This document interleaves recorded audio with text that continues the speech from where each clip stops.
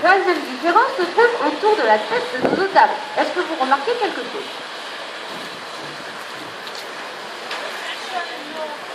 J'ai pas entendu? Tout à fait, elles ont des petites oreilles.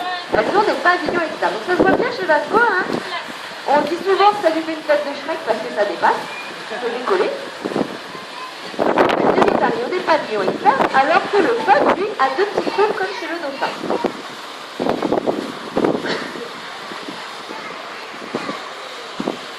Dernière différence, celle-ci n'est pas visuelle, elle est sonore. On va demander à Vasco de nous faire un petit chant et vous me direz ça vous fait penser à un autre animal.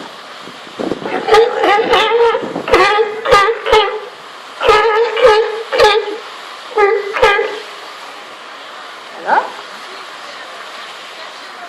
Ça vous fait penser à quel autre animal? Oui, le chien. Très bien. Eh bien, on dit de l'otarie qu'elle aboie comme le lion rugit. Alors, de ce fait, si l'otarie aboie, à votre avis, comment appelle-t-on le petit de l'otarie? Alors, comment appelle-t-on le petit de l'otarie? Oui, merci Marlène. Heureusement qu'il y en a qui filment. Tout à fait, un chiot, on appelle ça un chiot, un petit qu'elle portera pendant 11 mois et demi dans son ventre, qu'elle élèvera environ pendant un an jusqu'à ce qu'il apprenne à nager pour pouvoir chasser en pleine mer.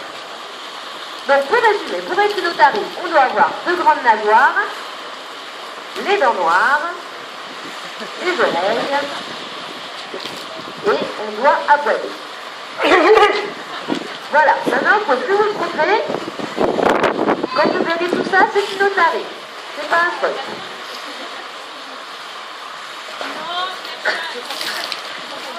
Maintenant, je vais vous parler de ce qu'on fait principalement au safari pauvre, c'est l'entraînement médical. Alors, l'entraînement médical, l'entraînement de tous les jours, toute l'année, même quand il fait très froid l'hiver. Donc, dans un but médical, donc, afin de pouvoir approcher les otaries au plus près pour pouvoir contrôler leur état de santé tous les jours et pouvoir les soigner facilement sans se faire mordre. Donc, ça arrive hein, qu'on se fasse mordre, mais ça va. Donc, alors l'entraînement médical, hein, bien sûr, ça demande une participation volontaire de l'animal. Hein. C'est pas comme un chien, si votre chien ne veut pas venir vers vous, vous allez juste attirer sur la laisse, ça c'est pas la même chose. Donc, c'est le rôle de l'entraîneur à être motivé, ludique, pour que les otaries aiment bien travailler, qu'elles aiment bien travailler avec eux. Donc voilà pourquoi un petit peu ça chipote, hein, des fois elles n'ont pas toujours envie. Donc en fait aux otaries on a appris plusieurs gestes afin de pouvoir donc contrôler leur santé. C'est comme quand on va chez le médecin ou chez le vétérinaire. Hein. Voilà, petit outil. Alors, on peut commencer par demander la nageoire. Donc à distance ou en contact direct. Donc vous regardez à première vue, vous verrez sur la nageoire de Vasco sur la gauche, il y a des petites taches oranges. Et en fait c'est d'anciennes cicatrices, donc comme c'est le seul mâle du groupe, il est très sollicité par les femelles et bien sûr les nageoires c'est ce qui dépasse. Forcément c'est crotté plus souvent. Donc la palpation de la nageoire, ça servira bien sûr à voir s'il y a une zone chaude ou s'il n'y a pas un os de déplacer, parce que dans les nageoires des otaries c'est comme notre main. Hein. Au-dessus, il y a le doigt le plus long et ensuite les 4 autres doigts. Donc s'il y a un petit bobo, ben, on viendra nettoyer, désinfecter, soigner, voilà. Deuxième geste, on peut demander l'ouverture de bouche à distance ou en contact direct pour vérifier s'il n'y a pas des arêtes pointées. Alors vous me direz, mais si elle croise pas son poisson, comment elle fait pour avoir des arêtes pointées? On m'a déjà demandé, c'est pour ça. Et bien en fait, parce que quand on monte les cicatrices vont pousser les arêtes vers le haut et venir se planter dans la gencive. Donc grâce au contact direct, une autre personne viendra intervenir dans la bouche de l'otarie avec une brosse à dents ou une pince et on enlèvera ce qui gêne.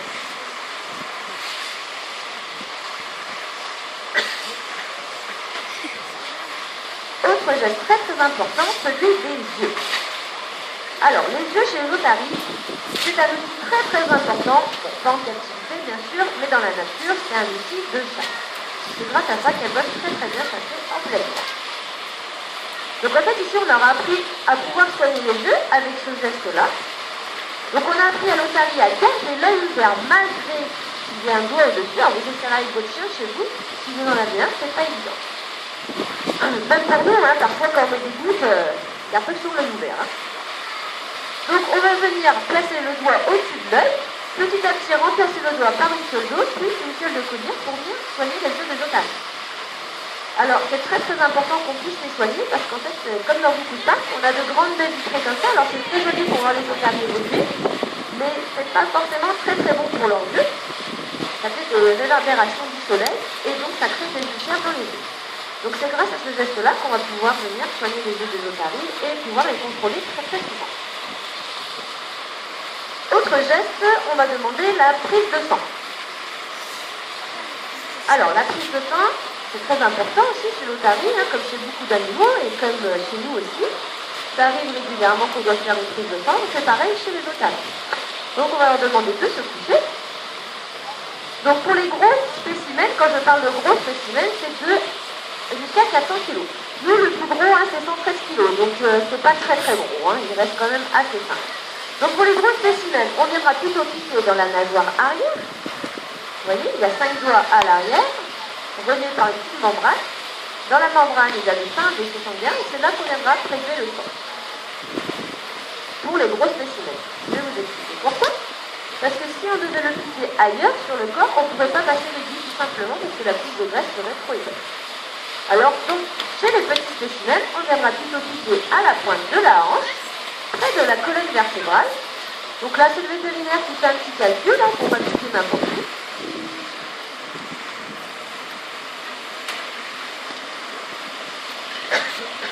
Voilà, ça se trouve ici. Et à votre avis, où est-ce qu'on prend la température d'une otarie? Alors, bien sûr, c'est avec un thermomètre. À votre avis, on met le thermomètre où? Sous l'aile. Alors déjà, nos pas d'ailes, elles ont des nageoires. Voilà. Et non, ça ne marche pas. Pas du tout non plus. Et bien en fait, c'est comme chez les bébés, c'est pareil. Si Sophie, elle veut bien nous montrer où ça se trouve. Ah bon?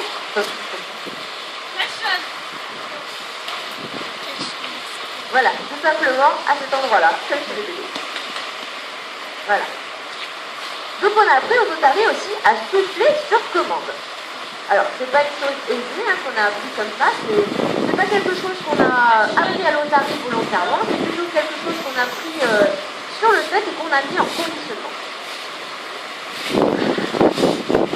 Alors, je sais pas si vous entendez, c'est très téléphone du micro à ma tour.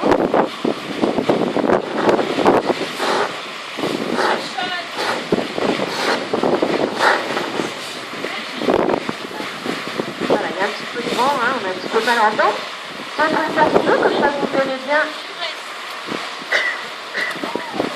que l'otarie souffle vraiment.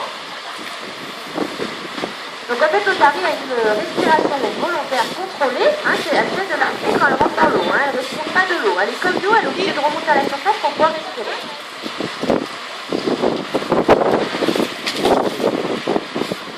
Voilà. Donc c'est pour bien montrer comme quoi l'otarie ne respire pas de l'eau. Hein. Donc la durée moyenne de l'apnée de l'otarie, ça varie entre 4 et 6 minutes, et ça peut aller jusqu'à un quart d'heure si vous savez, utilisé par un prédateur en plein air.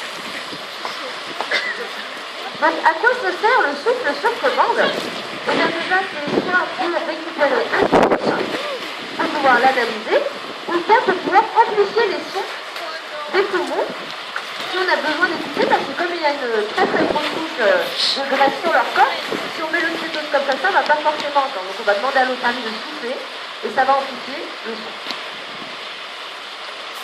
Autre geste, on peut demander le geste de l'échographie.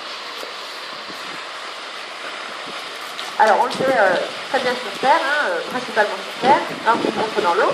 Donc voilà, donc la chaîne fait un peu le poirier. Hein, voilà, donc on demande à l'otarie de se mettre sur le dos. Alors c'est pas une position très très à l'aise pour elle, hein, c'est quand même une position de soumission. Donc elle se met sur le dos et grâce à ça on a le droit, donc on a accès à la partie ventrale, donc soit pour un suivi gastrique ou un suivi de gestation. Donc le plus difficile, hein, c'est pas les mettre sur le dos, mais plutôt de faire accepter l'appareil échographique, qui fait pas mal de bruit.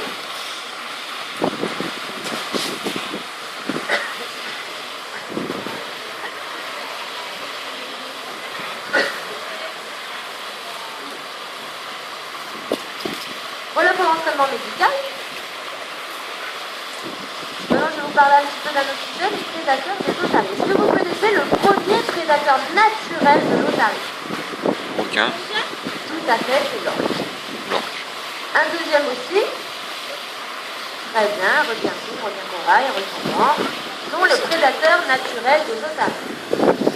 À ceci, c'est-il se rajouter un prédateur qui lui n'est pas du tout naturel, à votre avis, quel est-il? L'homme. Très bien. Et pourquoi? Voilà, pour la surpêche, la pollution, les dégazages sauvages en pleine mer. Vous avez sûrement dû entendre il y a quelques années l'histoire de pauvres tortues qui prenaient des sacs plastiques pour des légumes et des petits avec. Je pense que ça vous dit quelque chose. Et bien, il n'y a pas qu'elles. Les otaries aussi, et plein d'autres animaux de la mer aussi. Donc c'est pour ça qu'il faut trier ces déchets. Il ne faut rien jeter par terre et tout mettre à la poubelle.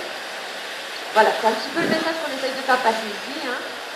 Voilà, de respecter un petit peu l'environnement et la nature pour les animaux. Donc là, je vais laisser ma collègue un petit peu les défouler, hein, parce que c'est pas évident pour les otaries de rester sur place. Hein, ça demande beaucoup de concentration. Et puis bon, bah, c'est pas toujours drôle de montrer toujours sa manoir. Donc on les laisse se défouler un petit peu, et puis après, si vous voulez bien, elles vont faire un petit jeu. Donc s'il y a des enfants, et bien ils viennent vers moi. Voilà, bon, il n'y a pas trop d'enfants. Si, la petite fille là-bas. Tu veux venir? Et puis, je vais voir là. Ça vous dit de venir faire un jeu avec les otaries, les enfants? Ouais? Allez.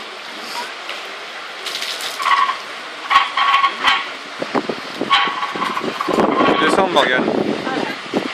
Alors, le petit garçon là avec le bonnet jaune, tu veux venir? Non, tu veux pas?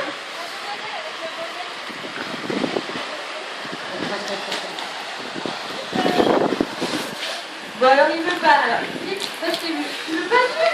T'as pas venir? Tu veux pas venir jouer avec les otaries? Non?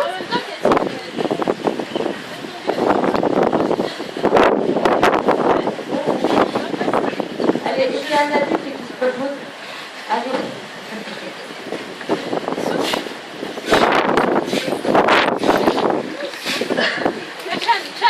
Et en fait, là, il y a une qui peut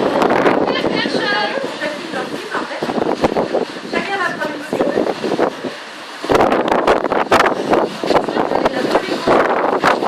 Et ma collègue va demander à Rosalie d'aller rejoindre la cible comme ça. Alors on va faire que deux. Voilà. On va faire que deux, voilà. Alors, on va juste échanger. Hop, on est bon. Voilà. C'est parti.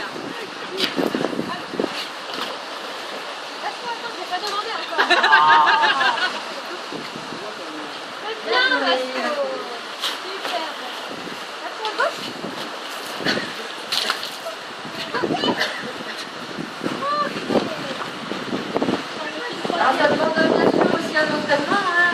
C'est pas inné, hein. On leur a appris. Tu peux mettre une troisième si tu veux. Allez, vas-y, je te les cible.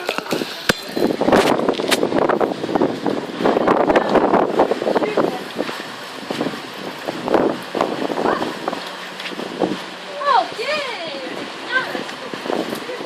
Donc bien sûr, ça prouve qu'en fait, on est capable de reconnaître certaines choses, hein, les formes, les couleurs, ainsi que leur sonnance.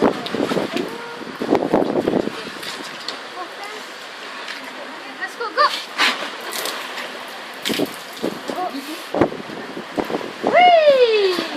Allez. La quatrième. Allez. Non, let's go. De l'autre côté. Let's go.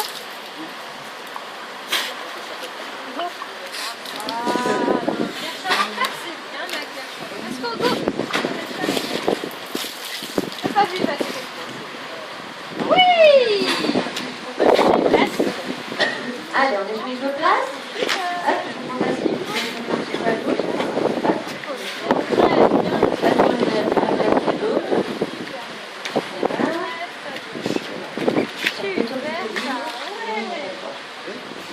Let's go, go. Je vois absolument pas où elle est. Je l'ai trouvée. C'est bon, oui, ok.